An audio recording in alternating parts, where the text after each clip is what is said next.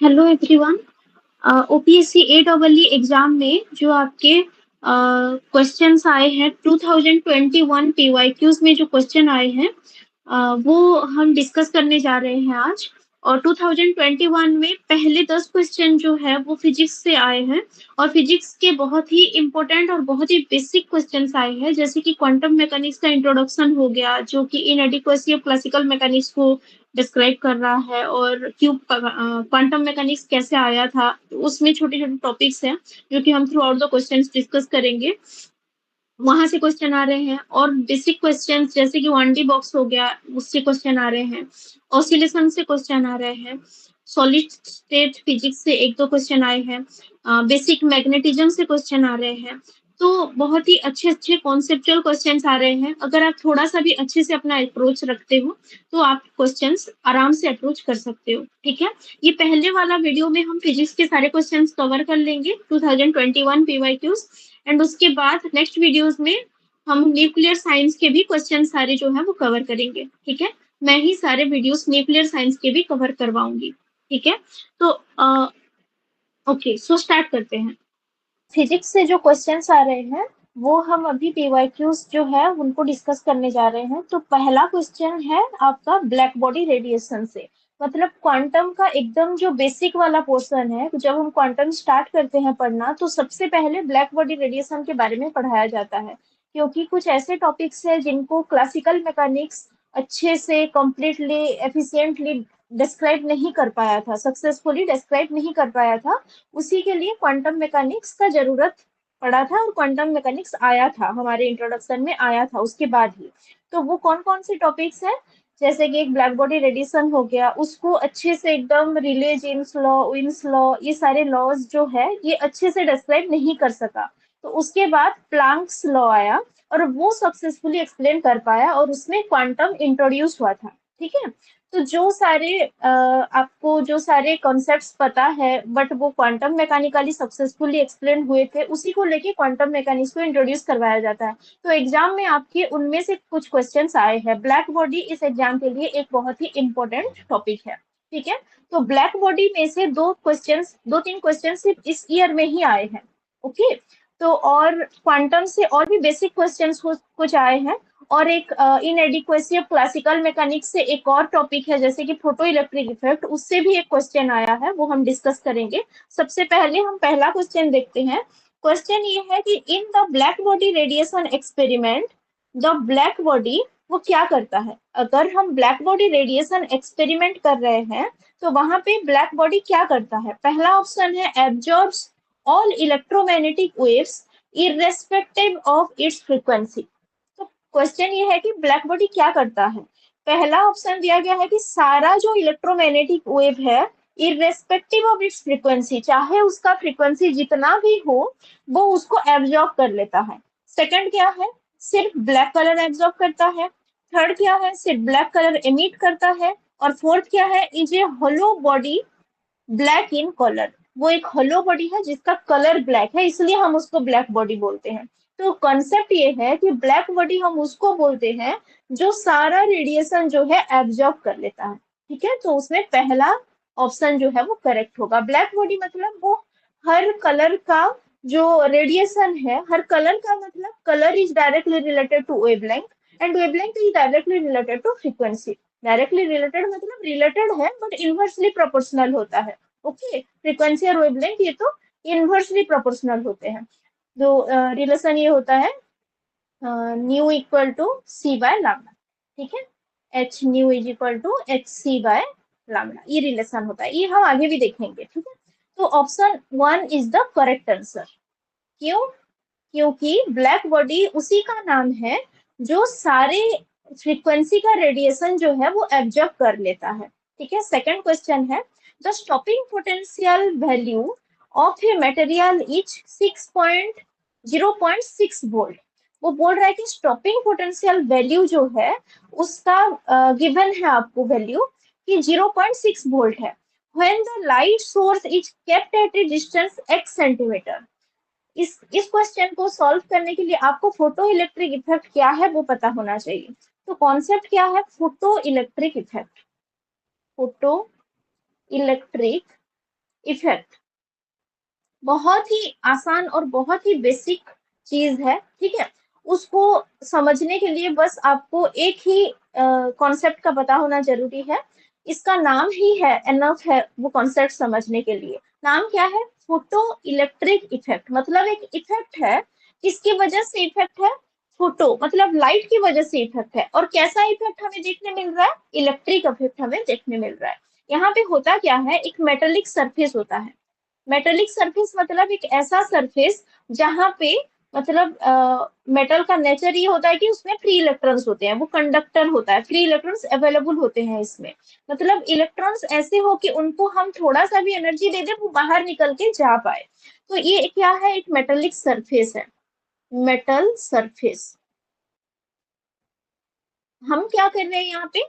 Light ray incident करवा रहे हैं सरफेस के ऊपर, हम लाइट रे इंसिडेंट करवा रहे हैं सो दैट वहां पे जो फ्री इलेक्ट्रॉन्स हैं या फिर लूजली बाउंड इलेक्ट्रॉन्स हैं वो वो वहां से एनर्जाइज होंगे। मतलब उनको एनर्जी मिलेगा कहाँ से? ये हम H new amount of energy, H new मतलब एक फोटन का एनर्जी, एक फोटन का एनर्जी, एक पैकेट ऑफ एनर्जी होता है जो, वो H new amount of energy होता है। न्यू यहाँ पे फ्रीक्वेंसी है और एच यहाँ पे प्लैंक्स कांस्टेंट है।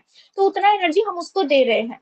तो यहाँ पे क्या होगा, यहाँ पे जो भी लूजली बाउंड इलेक्ट्रॉन्स होंगे वो पहले सरफेस से बाहर निकल आएंगे।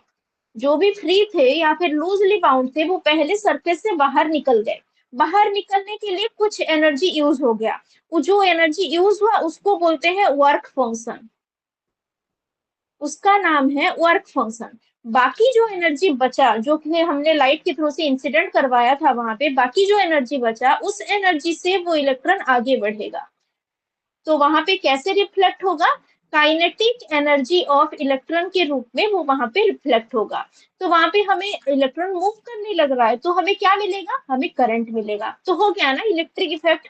तो वही होता है वहां पे फोटो इलेक्ट्रिक इफेक्ट। तो स्टॉपिंग पोटेंशियल किसका नाम है? यहाँ पे जो क्वेश्चन है वो स्टॉपिंग पोटेंशियल के बारे में पूछ रहा है। ओके, तो स्टॉपिंग पोटेंशियल किसका नाम है? वहां पे जो आ रहा है, मतलब कुछ इलेक्ट्रॉन्स जो आ रहे हैं, वहां पे कुछ करंट हमें मिल रहा है। तो उनको रोकने के लिए, उनको रोकने के लिए हमें उतना अमाउंट ऑफ नेगेटिव पोटेंशियल देना पड़ता है। ठीक है, तो जो अमाउंट ऑफ नेगेटिव पोटेंशियल हमें देना पड़ेगा उनको रोकने के लिए, स्टॉप करने के लिए, उसी एनर्जी को, उसी पोटेंशियल को स्टॉपिंग पोटेंशियल बोला जाता है। तो अभी मैं जो बोल रही थी वहां पे जो टर्म्स रिलेटेड थे, वहां पे जो टर्म्स, इंपोर्टेंट टर्म्स रिलेटेड है, एक तो स्टॉपिंग पोटेंशियल है, एक और टर्म है जिससे क्वेश्चन पूछा जा सकता है, थ्रेशोल्ड फ्रीक्वेंसी। ये क्या होता है? जो मिनिमम अमाउंट ऑफ फ्रीक्वेंसी होता है जो होने के बाद ही इलेक्ट्रॉन वहां से निकल पाएगा, जस्ट निकल पाएगा। अगर थ्रेशोल्ड फ्रीक्वेंसी से ज्यादा फ्रीक्वेंसी हम देते हैं तो वो बाहर निकल के आगे बढ़ पाएगा। छोटा सा कॉन्सेप्ट है बट बेसिक तो है। तो ये हम और अच्छे से, अगर हम आगे टॉपिक्स डिस्कस करते हैं तो टॉपिक्स में और अच्छे से और इलेबोरेट मैनर में समझेंगे। तो अभी मैं क्वेश्चन समझाने के लिए समझा दी हूँ आपको कि कॉन्सेप्ट में क्या है फोटो इलेक्ट्रिक इफेक्ट। तो वहां पे क्या होता है, stopping potential जो है, that it is that amount of potential which is required to stop the flow of electron। Electron को रोकने के लिए हमें उतना अमाउंट ऑफ पोटेंशियल देना पड़ता है, तो उसका नाम स्टॉपिंग पोटेंशियल होता है। तो रूल ये है, फंडामेंटल थिंग यहाँ पे ये है, फंडामेंटल चीज यहाँ पे ये है कि वो जो स्टॉपिंग पोटेंशियल का वैल्यू है वो किस पे डिपेंड करेगा? That will depend upon the frequency only. यहाँ पे देख रहे हो आप एनर्जी के एक्सप्रेशन में क्या है? एच है जो कि एक कांस्टेंट है, प्लैंक्स कांस्टेंट, और न्यू है, न्यू क्या है? फ्रीक्वेंसी है। तो वहां पे स्टॉप करने के लिए उसको जो पोटेंशियल नीडेड होगा that will depend upon only the frequency. Frequency के ऊपर ही वो डिपेंड करेगा, ना ही इंटेंसिटी के ऊपर, ना ही किसी और फैक्टर के ऊपर। तो यहाँ पे क्या चेंज करवाया गया है? स्टॉपिंग पोटेंशियल का वैल्यू जो है वो शुरू में था 0.6 volt when the light source is kept at x centimetre. Light का जो सोर्स था उसको x सेंटीमीटर डिस्टेंस में रखा गया था, ठीक है। अब क्या किया गया है, सोर्स को मूव कर दिया गया है 2x centimetre away, 2x distance में उसको मूव कर दिए हैं हम। तो अभी स्टॉपिंग पोटेंशियल का वैल्यू क्या होगा वो पूछ रहा है। तो हमें तो पता है कि स्टॉपिंग पोटेंशियल का जो वैल्यू है that will depend only upon the frequency, not on the intensity of light and not on the distance of the source of light। तो ये सेम ही रहेगा। ठीक है, 0.6 वोल्ट ही होगा। Next question, A particle of mass m0, हमारे पास एक particle है जिसका मास m0 है, मूव्स विथ स्पीड 0.8 c, तो इसका स्पीड क्या है अभी, v is equal to 0.8 c, where c is the speed of light in vacuum, ठीक है, c का वैल्यू हमें बोल रहा है कि वो speed of light in vacuum है। तो the relativistic kinetic energy of particle is, तो रिलेटिविटी से भी क्वेश्चन आ रहे हैं। पहला जो क्वेश्चन 2 था वो इनएडिक्वेसी ऑफ क्लासिकल मैकेनिक्स से था, मतलब इंट्रोडक्शन ऑफ क्वांटम मैकेनिक्स से था। Third question is from relativity. Relativistic kinetic energy का फॉर्मूला होता है, it can be derived, derivation यहाँ पे मैं नहीं करवा रही हूँ, बट डिटेल क्लास अगर हम डिस्कस करते हैं इस टॉपिक को, अगर आपको नीडेड है तो हम वहाँ पे डिटेल डेरिवेशन भी कर सकते हैं। बहुत आसान सा है, बहुत ही बेसिक से स्टार्ट करके हमें ये एक्सप्रेशन मिल सकता है कि काइनेटिक एनर्जी जो है रिलेटिविस्टिक, उसका एक्सप्रेशन होता है गामा माइनस 1 इंटू m0c²। और यहाँ पे गामा का वैल्यू क्या है, gamma is equal to 1/√(1 - v²/c²। तो पहले हम क्या करेंगे, गामा का वैल्यू निकाल देंगे।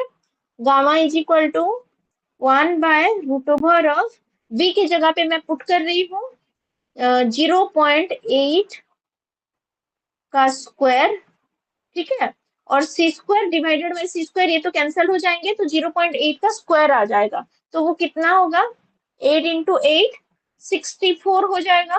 तो उसको मैं सब्सट्रैक्ट करके अगर लेती हूँ तो ये हो जाएगा √1/√ऑफ समथिंग 0.36 हो जाएगा, ठीक है। तो इसको मैं जब कैलकुलेट करती हूँ it will be nearly this, ठीक है, उसका आंसर हो जाएगा 0.66 m0c²। ये m का जीरो इधर आ गया है, ये यहाँ पे जीरो है, m0, ठीक है। तो ये डायरेक्ट फॉर्मूला है, इसको हम डिराइव भी कर सकते हैं। और हाँ, जहाँ पे हमें रिलेटिविस्टिक काइनेटिक एनर्जी पूछ रहा है तो वहां पे हमें relativistic momentum, relativistic velocity, relativistic mass, और हो गया आपका लेंथ कंट्रैक्शन, टाइम डायलेशन, इन सारे जो बेसिक बेसिक कॉन्सेप्ट है रिलेटिविटी के, वो भी हमारे लिए इम्पोर्टेंट बन जाते हैं यहाँ पे, ठीक है। नेक्स्ट हो गया, और हाँ, फोटो इलेक्ट्रिक इफेक्ट पूछ रहा है तो कॉम्पटन इफेक्ट भी थोड़ा हमें आना चाहिए। कॉम्पटन इफेक्ट क्या है, बेसिक आना चाहिए हमें, ठीक है। नेक्स्ट है आपका, under the influence of A transverse magnetic field, this question is from magnetism. ये क्वेश्चन आपका मैग्नेटिज्म से है, ठीक है। Under the influence of A transverse magnetic field, transverse magnetic field अगर एक जगह पे है, an electron moves in a circle, electron कैसे मूव करता है, सर्कुलर पाथ में वो मूव करता है। ये है हमारे कॉन्सेप्ट में, जब हम एक इलेक्ट्रॉन को ट्रांसवर्स मैग्नेटिक फील्ड के अंदर डाल देते हैं तो वो उसके ऊपर जो फोर्स अप्लाई होता है, उसके ऊपर some amount of force apply होता है। जैसे कि हम इलेक्ट्रिक फील्ड में अगर किसी चार्ज पार्टिकल को रखते हैं तो वहां पे उसको जो फोर्स मिलता है एफ इलेक्ट्रिक, उसका वैल्यू होता है क्यू ई, मतलब वो चार्ज इनटू वहां पे जितना फील्ड इंटेंसिटी है वो वाला फील्ड, ठीक है, वो वाला फील्ड इंटेंसिटी का वैल्यू। वैसे ही एफ मैग्नेटिक, मतलब किसी को जब हम किसी चार्ज पार्टिकल को जब हम मैग्नेटिक फील्ड में रखते हैं उसके ऊपर जो फोर्स अप्लाई होता है that is equal to Q V B sine theta. मतलब ये जो है आपका ट्रांसवर्स मैग्नेटिक फील्ड है और ये आपका चार्ज है और ये उसका वेलोसिटी है, ठीक है। तो वो क्या करता है, उसके ऊपर जो फोर्स अप्लाई होता है वो फोर्स उसको घुमाता है, एक सर्किल में वो मूव करने लगता है, ठीक है, एक सर्कुलर पाथ में वो मूव करता है। तो विद द कांस्टेंट स्पीड भी, उसका स्पीड भी रहता है। The time period of revolution is, वो पूछ रहा है कि टाइम पीरियड ऑफ रिवोल्यूशन वहां पे क्या होगा। तो मैं आपको छोटा सा डेरिवेशन करके ये समझाने वाली हूँ।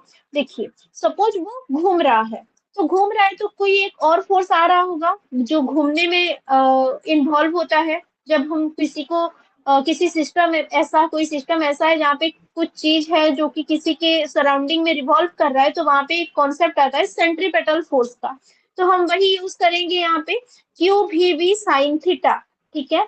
तो क्यू भी बी साइन, मैं एज्यूम कर रही हूँ यहाँ पे कि वो 90 डिग्री है। क्या 90 डिग्री है, फॉर सिंप्लीफिकेशन, सिर्फ डेरिवेशन को सिंप्लीफाई करने के लिए मैं एक अजम्पशन ले रही हूँ कि वहां पे भी और बी के बीच में जो एंगल है, मतलब जो थीटा का वैल्यू है वो 90 डिग्री है। मतलब जिस वेलोसिटी में मैं चार्ज को भेज रही हूँ वो फील्ड रीजियन में, वो वेलोसिटी और वहां पे जो फील्ड है वो फील्ड, उन दोनों के बीच में 90 डिग्री एंगल है। तो अगर 90 डिग्री हुआ that will be equal to M V square by R. ये सेंट्रीपिटल फोर्स का एक्सप्रेशन है। Sine 90 is equal to 1। So मैं यहाँ पे पुट कर सकती हूँ Q V B is equal to M V square by R. यहाँ से मुझे आर का एक्सप्रेशन मिल सकता है।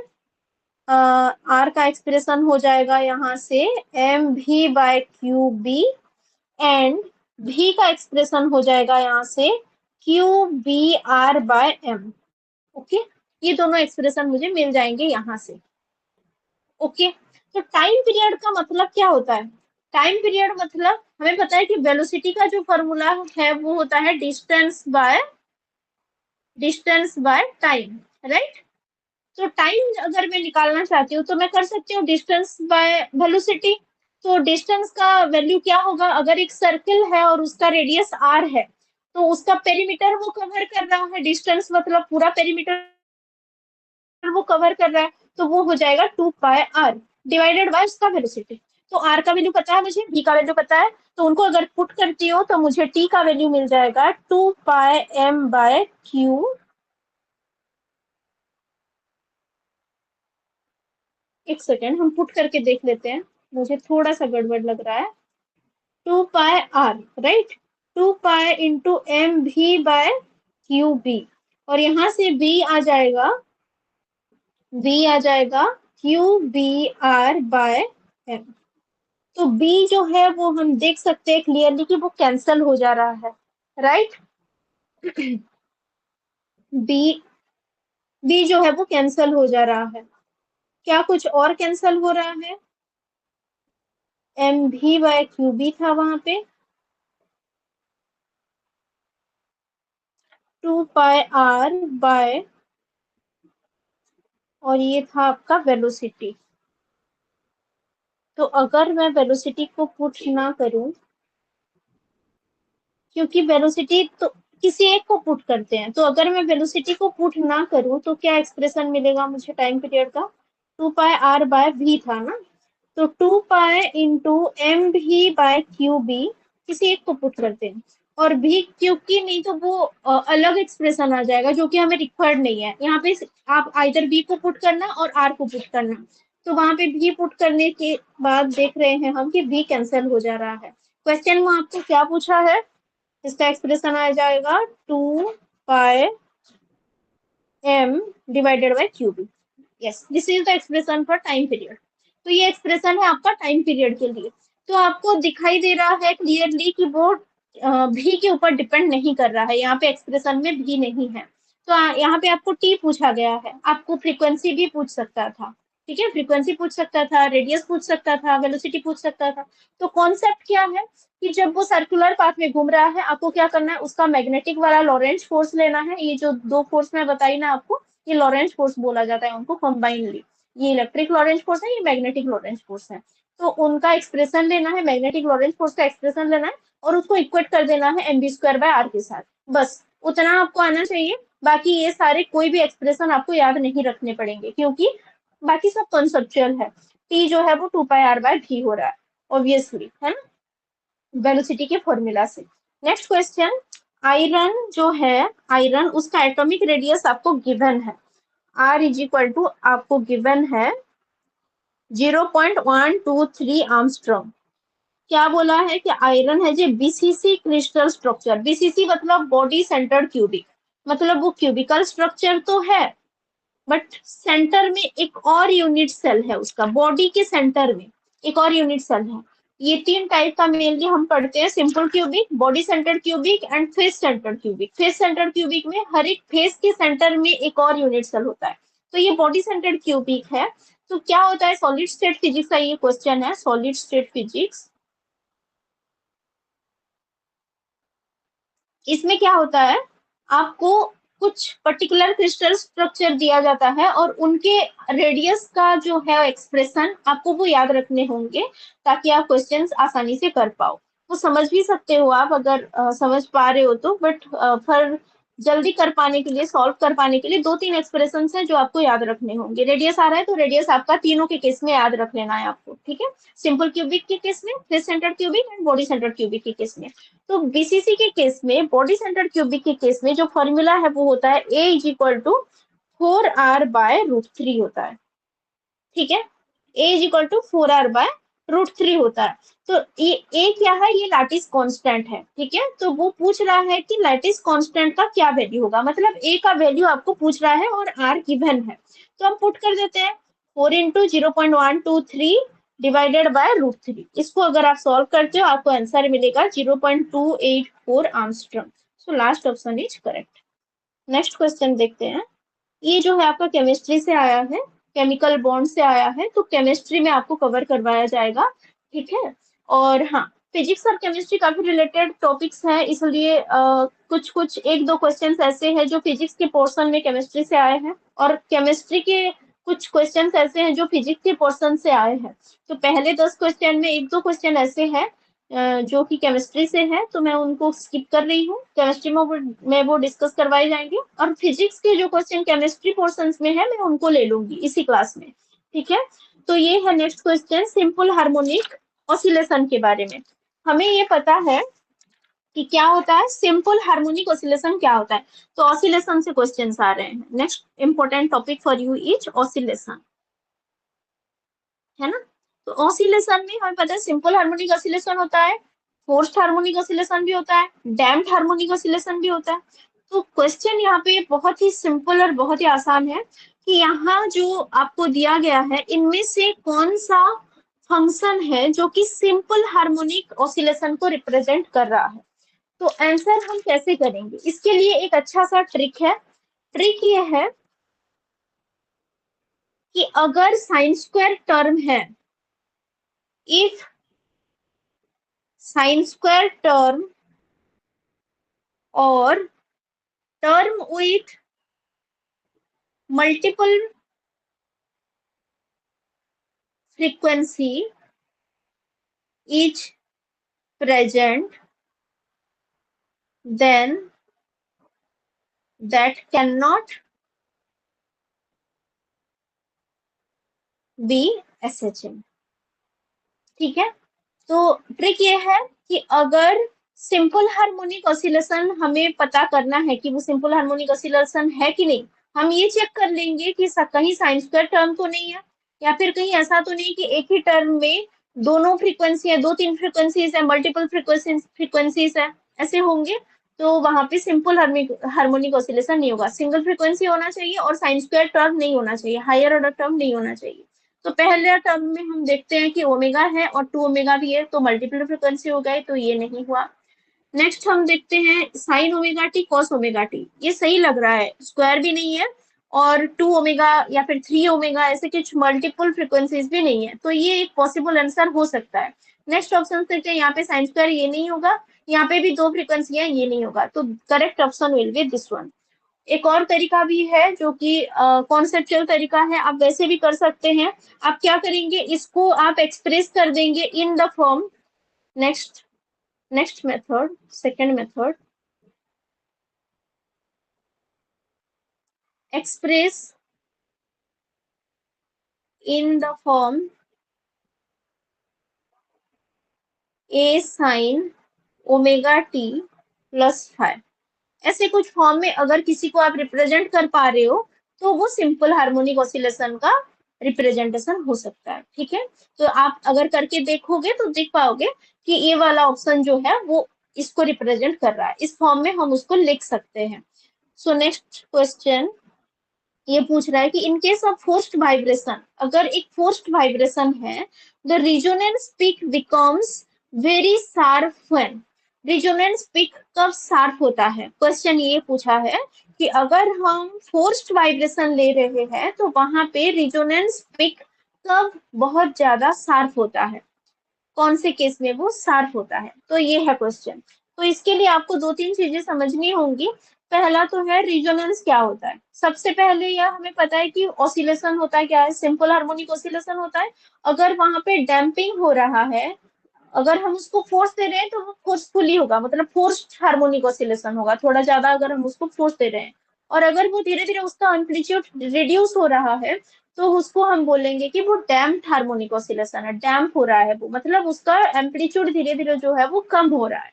ठीक है, तो आपको एक दो चीजें आना चाहिए। पहली बात यह है कि रिजोनेंस क्या होता है। सपोज कोई एक चीज ऑसिलेशन में है, उसका एक पर्टिकुलर फ्रीक्वेंसी होगा, है ना। तो अगर कोई ऑब्जेक्ट है जो कि पर्टिकुलर फ्रीक्वेंसी में वाइब्रेट ऑलरेडी कर रहा है, और उसको हम जो फोर्स देंगे उसका भी फ्रीक्वेंसी सेम होता है, तो फिर उसको, उस कंडीशन को हम रिजोनेंस कंडीशन बोलते हैं। तो ये होगा कि when an object vibrates with a large amplitude at its natural frequency। मतलब हम उसका एम्पलीट्यूड तो बढ़ा रहे हैं, लार्जर एम्पलीट्यूड उसका कर दे रहे हैं, बट उसका जो नेचुरल फ्रीक्वेंसी है उसको हम चेंज नहीं कर पा रहे हैं। तो यहाँ पे सपोज मैं क्या कर रही हूँ, एक ग्राफ प्लॉट कर रही हूँ। जो उसका एम्पलीट्यूड का वेरिएशन है, मैं उसको y एक्सिस में ले रही हूँ एम्पलीट्यूड। ठीक है, और जो उसका डैम्पिंग ड्राइविंग फ्रीक्वेंसी जो है उसको मैं एक्स एक्सिस में ले रही हूँ। ड्राइविंग फ्रीक्वेंसी उसको मैं एक्स एक्सिस में ले रही हूँ। तो फ्रीक्वेंसी मैं धीरे धीरे धीरे धीरे बढ़ाती जा रही हूँ, एक्स एक्सिस में आगे आगे बढ़ते जा रही हूँ। तो वहां पे अगर हम डैम्पिंग कर दे रहे हैं या फिर नहीं दे रहे हैं, उसके ऊपर डिपेंड करके, डैम्पिंग हो रहा है या डैम्पिंग नहीं हो रहा है उसके ऊपर डिपेंड करके अलग अलग कर्व्स आते हैं। तो सब तीन कर्व्स मैं आपको दिखा रही हूँ। सबसे पहला कर्व है जिस curve is for no damping. Damping जो है वहां पे नहीं है, बहुत ही नेग्लिजिबल डैम्पिंग है या फिर डैम्पिंग है ही नहीं। तो उस केस में ऐसा एक शार्प पिक आता है। ठीक है, ये पिक कहाँ पे है, ये है रिजोनेंट फ्रीक्वेंसी पे। रिजोनेंट फ्रीक्वेंसी मतलब यहाँ पे जो मैं आपको रिजोनेंस के बारे में समझाई हूँ उस कंडीशन का फ्रीक्वेंसी। ठीक है, नेक्स्ट आपका आ जाएगा एक और कर्व, और ये कर्व है आपका अंडर डैम्पिंग। अंडर डैम्पिंग, ठीक है। और तीसरा कर्व जो आपका आ रहा है वो है हेवी डैम्पिंग।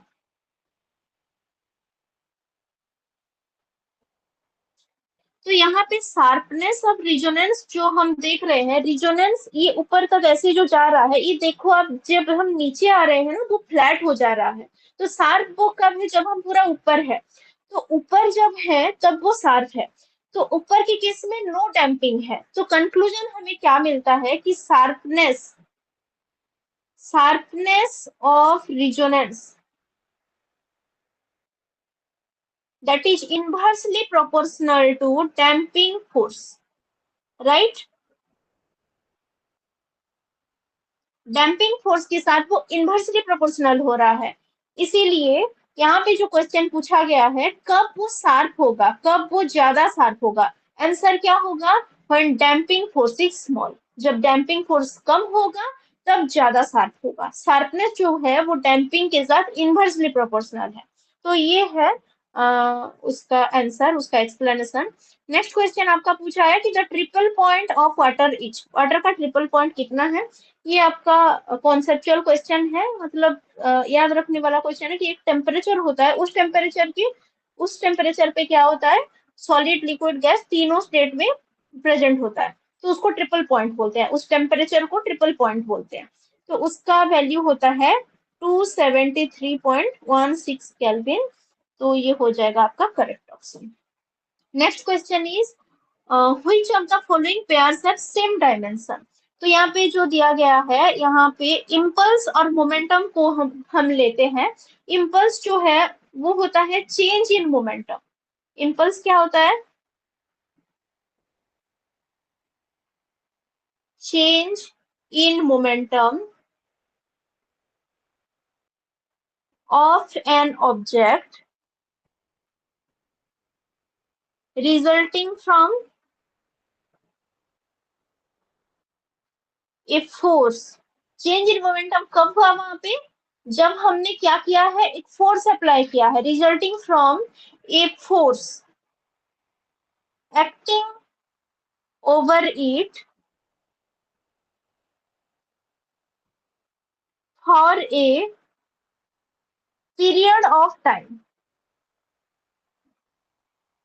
ओके, एक टाइम पीरियड के लिए वहां पे एक फोर्स अप्लाई हुआ है। तो इम्पल्स का फॉर्मूला क्या होता है, वो जो फोर्स अप्लाई हुआ है वो force into that time period, ये होता है उसका फॉर्मूला। ठीक है, तो यहाँ पे मैं अगर क्या करूंगी, फोर्स का तो हमें न्यूटन लॉ से पता है कि डीपी बाय डीटी होता है, और यहाँ पे एक और टाइम है, तो टाइम और टाइम में अगर कैंसिल करती हूँ तो बचा क्या, मोमेंटम, है ना, तो मोमेंटम ही बचा। तो हम इम्पल्स को मोमेंटम के डायमेंशन में भी लिख सकते हैं, क्योंकि डायमेंशनली वो दोनों सेम हो रहे हैं, टाइम और टाइम तो कैंसिल हो गए, इसीलिए this will be the correct answer, है ना। किस किस का सेम डायमेंशन में पूछा था, तो इन दोनों का सेम डायमेंशन होगा, इम्पल्स और मोमेंटम का। नेक्स्ट हम चलते हैं क्वेश्चन नंबर 11, ये केमिस्ट्री का है। 12 भी केमिस्ट्री का है, एक दो तीन क्वेश्चन ही ऐसे थे। 13 भी केमिस्ट्री से है, हाँ केमिस्ट्री से है।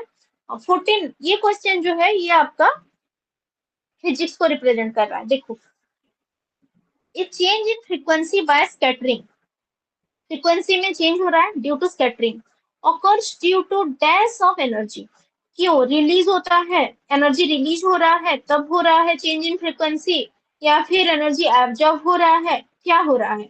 तो आंसर ये है, incident between the incident photon and the scattering molecule, इन दोनों के बीच में ऐसा नहीं है कि सिर्फ एब्जॉर्प्शन होता है या फिर सिर्फ रिलीज होता है, द थिंग इज दोनों हो सकता है, तो उसको हम बोलेंगे एक्सचेंज, तो एक्सचेंज होगा उसका आंसर। ठीक है, अब हम नेक्स्ट क्वेश्चन पे चलते हैं। हाँ, ये होगा आपका next question, 1D box. This question is from 1D box. 1D box मतलब one dimensional box. One dimensional box quantum में एक बहुत ही इंपॉर्टेंट चीज है। होता ये है कि क्वांटम मैकेनिक्स के साथ जब हम डील करते हैं ना, तो अलग अलग पोटेंशियल्स होते हैं वहां पे। कोई भी एक सिस्टम हो गया, वहां पे एक अलग टाइप का पोटेंशियल होता है, तो वैसे ही अलग अलग पोटेंशियल के साथ अलग अलग सिस्टम में डील करते हुए हम आसानी से डील कर पाए, इसलिए कुछ सिस्टम डेवलप किया गया है। जैसे कि एक सिस्टम है 1D box, one dimensional box, मतलब बॉक्स के अंदर जब हो आप, तब एक particular value of potential experience होगा, बट बॉक्स के बाहर जब आप चले गए तो कोई भी आपको पोटेंशियल एक्सपीरियंस नहीं होगा। ठीक है, तो ये है simplified form of A potential. उसको लेके स्क्रोडिंजर इक्वेशन जो कि क्वांटम में होता है, स्क्रोडिंजर इक्वेशन, वहां पे अगर वैसा कुछ एनर्जी है, उस एनर्जी में अलग अलग एनर्जी, अलग अलग स्टेट में, ग्राउंड स्टेट में एनर्जी का वैल्यू क्या होगा, अगर इतने पार्टिकल्स हैं तो कितना होगा, अगर और ज्यादा पार्टिकल्स हैं तो कितना होगा, ground state, first excited state, second excited state, इन सारे स्टेट्स में कितने वैल्यूज होंगे एनर्जी के, ये बहुत ही सिंप्लीफाइड तरीकों में निकाला जाता है। ये क्यों किया जाता है, ताकि जब हम कोई एक सिस्टम के साथ डील कर रहे हैं क्वांटम मैकेनिक्स में, अगर वहां पे ऐसा कोई पोटेंशियल है जो कि एक पर्टिकुलर रीजियन तक वो एक्सपीरियंस कर रहा है, और उस रीजियन के बाहर जब वो जा रहा है तो वो उस पोटेंशियल को एक्सपीरियंस नहीं कर रहा है, ऐसा कुछ सिमिलर टाइप का सिचुएशन अगर है प्रैक्टिकल लाइफ में, जब हम क्वांटम मैकेनिकली उसमें डील कर रहे हैं, तो इसको हम डायरेक्टली यूज कर पाए। ठीक है, तो यहाँ पे एनर्जी का जो है एक्सप्रेशन डिराइव किया हुआ है, वेव फंक्शन का भी एक्सप्रेशन जो है, ground state expression, first excited state का एक्सप्रेशन, वो सब डिराइव किया गया है। एनर्जी का एक्सप्रेशन क्या है, E is equal to N square pi square H cross square divided by 2m l square. Okay, तो इसको मैं थोड़ा और सिंप्लीफाई कर देती हूँ। देखो, पाई स्क्वायर को मैं आगे ले आई, एन स्क्वायर लिख दी यहाँ पे, बाय 2m l स्क्वायर, इसको भी मैं लिख दी। एच क्रॉस का वैल्यू होता है H cross is equal to H by 2 pi, तो मैं इसको लिख रही हूँ एच स्क्वायर बाय 2 पाई का स्क्वायर, मतलब 4 पाई स्क्वायर। तो पाई स्क्वायर हो गया कैंसल, बचा क्या, N square H square divided by 8m l square. ठीक है, कौन सा ऑप्शन है, देखो एल मैं ले ली हूँ, ये बॉक्स का डिस्टेंस ये ए लिया है, तो N square pi square N square H square divided by 8m square. This will be the correct option. एक और है आपका क्वांटम से, ये भी ब्लैक बॉडी से है, मैं आपको बोल रही थी ब्लैक बॉडी से क्वेश्चन आ रहे हैं। तो ये एक डायरेक्ट लॉ है, total amount of energy emitted, कितना एनर्जी इमिट हो रहा है बाय ए परफेक्टली ब्लैक बॉडी, एक परफेक्ट ब्लैक बॉडी से पर यूनिट एरिया, एक यूनिट एरिया में और यूनिट टाइम में, that is directly proportional to that energy is directly proportional to t to the power 4। ये एकदम डायरेक्ट स्टेटमेंट है, Stefan Boltzmann law होता है, स्टीफन बोल्ट्जमैन। तो ये डायरेक्ट क्वेश्चन था। तो देखिए ब्लैक बॉडी से बहुत ही इंपॉर्टेंट और छोटे छोटे और आसान आसान कॉन्सेप्ट्स है, अगर आप उनको पढ़ लेते हो तो 2-3 क्वेश्चन तो उन्हीं से बन जाते, 3 क्वेश्चन आपके 10 क्वेश्चन में से 3 ब्लैक बॉडी से आए हैं, तो और क्या चाहिए। मतलब बहुत अच्छा क्वेश्चन आ रहा है, अगर आप थोड़ा स्मार्टली अप्रोच कर रखो अपना, तो फिजिक्स के सारे क्वेश्चन सॉल्व हो सकते हैं। ऑसिलेशन से कुछ क्वेश्चन आ रहे हैं और क्वांटम इंपॉर्टेंट ज्यादा है और ऑसिलेशन बहुत इंपॉर्टेंट है, तो इन दोनों से ज्यादा क्वेश्चंस देखे गए हैं और भी हम एनालिसिस करेंगे। और हाँ, ये फिजिक्स के क्वेश्चन हमने आज डिस्कस किया है और न्यूक्लियर साइंस के जो क्वेश्चंस है वो मैं आपको नेक्स्ट वीडियो में डिस्कस करके बताऊंगी। अगर आपको इस वीडियो में से कोई भी डाउट है तो आप पूछ सकते हो, ठीक है। सो ये था हमारा फिजिक्स का सारा पीवाईक्यू डिस्कशन का क्लास। तो अगर आपको कोई डाउट है तो आप पूछ सकते हो, और अगर आपको कोई इंक्वायरी करना है तो भी आपको हमारा व्हाट्सएप नंबर दिया गया है, आप हमारे वेबसाइट में भी जाके विजिट कर सकते हो। अगर आपको कोई बेसिक स्टडी करना है, पढ़ना है, कॉन्सेप्ट्स के बारे में जानना है, तो आप हमारा वीडियो कोर्स भी ले सकते हो। और अगर आपको टेस्ट प्रैक्टिस करना है, क्वेश्चन प्रैक्टिस करना है, तो आप हमारा टेस्ट सीरीज वाला बैच जो है वो ज्वाइन कर सकते हो और स्टडी मटेरियल आप ले सकते हो, ठीक है। कोई भी डाउट है तो आप व्हाट्सएप नंबर में कांटेक्ट कर सकते हो। Okay, thank you.